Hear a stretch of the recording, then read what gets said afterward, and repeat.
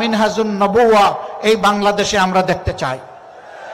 খেলাফতের নাম শুনলে, শরিয়ার কথা শুনলে অনেকে গায়ের লোম খাড়া হয়ে যায়, কারণ তাদেরকে শোনানো হয় ঘর থেকে বের হইতে পারবা না, মন মতো পোশাক পরিচ্ছদ তোমরা পড়তে পারবা না, এবং তোমরা যা ইচ্ছা তাই বলতে পারবা না, করতে পারবা না।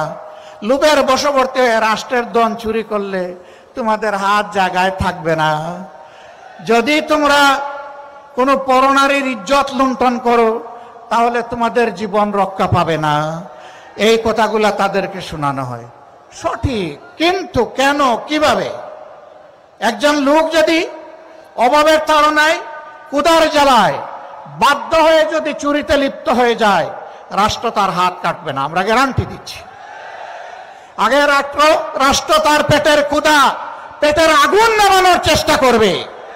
যেই রাষ্ট্র তার নাগরিকের অন্ন, বস্ত্র, বাসস্থান, খাদ্য এবং চিকিৎসা, শিক্ষার ব্যবস্থা করতে পারে না, সেই রাষ্ট্রের তার নাগরিককে শাস্তি দেওয়ার অধিকার থাকতে পারে না।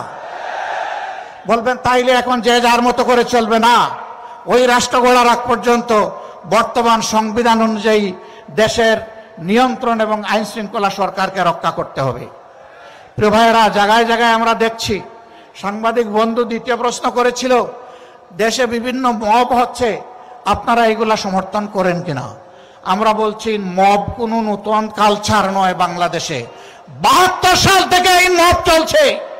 72 সালে স্বাধীন বাংলাদেশে নারীদের স্তন কেটে মালা বানিয়ে গলায় পড়েছে এমন কুলাঙ্গার এখনো বাংলাদেশে জীবিত আছে।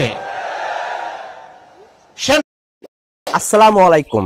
আজকে আসি এই সম্মানিত ভাইয়ের সাথে, তিনি দীর্ঘদিন তার পাকা চুল নিয়ে সমস্যায় ভুগছেন। নারী যেই হোক, সে আমার মা, সে আমার বোন, সে আমার মেয়ে, তার স্তন কাটাতে দূরের কথা, তার ইজ্জতে হাত দেওয়ার অধিকার আমার আল্লাহ কাউকে দান করেননি। সেগুলা কি মব ছিল না?